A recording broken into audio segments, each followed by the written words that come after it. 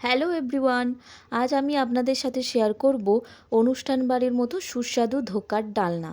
তাই আমি এখানে বেশ কিছুটা পরিমাণ ডাল ভিজিয়ে বেটে নিয়েছি। কড়াইতে তেল গরম হয়ে গেছে, এখানে বেটে রাখা ডালটা দিয়ে দেব।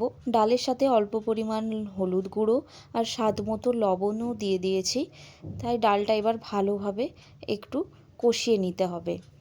এদিকে থালার মধ্যে একটু তেল বুলিয়ে রাখতে হবে।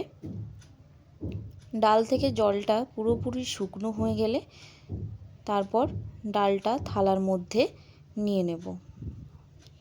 ডালটা থালার মধ্যে নিয়ে নিয়েছি, ভালোভাবে হাতে করে একটু চেপে চেপে সমানভাবে নিয়ে নিয়েছি, যাতে এইভাবে পিস পিস করে কাটতে সুবিধা হয়। ডালটা বরফির আকারে এইভাবে কেটে নিতে হবে। এইবার কড়াইতে তেল গরম হয়ে গেছে, এক এক করে এবার ধোকাগুলো আস্তে আস্তে দিয়ে ভালোভাবে ভেজে নেব। দুদিকটাই ভালো করে ভাজা হয়ে গেছে। এরপর কড়াইতে তেল গরম করে ফোড়নে শুকনো লঙ্কা আর তেজপাতা দিয়ে টমেটো কুচিগুলো দিয়ে দিতে হবে। টমেটোটা অল্প নাড়াচাড়া করে উপর থেকে দিয়ে দিতে হবে আদা বাটা। আদাটা অল্প কষিয়ে নিয়ে তারপর এখানে দিয়ে দেব শুকনো লঙ্কা বাটা। এখানে হলুদ গুঁড়ো, ধনে গুঁড়ো, জিরে গুঁড়ো দিয়ে একটা পেস্ট বানিয়ে নিয়েছি। এটাও এবার দিয়ে ভালোভাবে মশলাটা কষিয়ে নেব। মশলা থেকে তেল ছেড়ে গেলে এবার উপর থেকে দিয়ে দেব কসুরি মেথি আর গরম মশলা গুঁড়ো।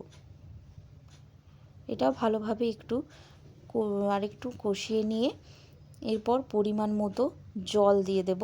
এখানে আমি অল্প কয়েক টুকরো আলুও দিয়ে দিয়েছি।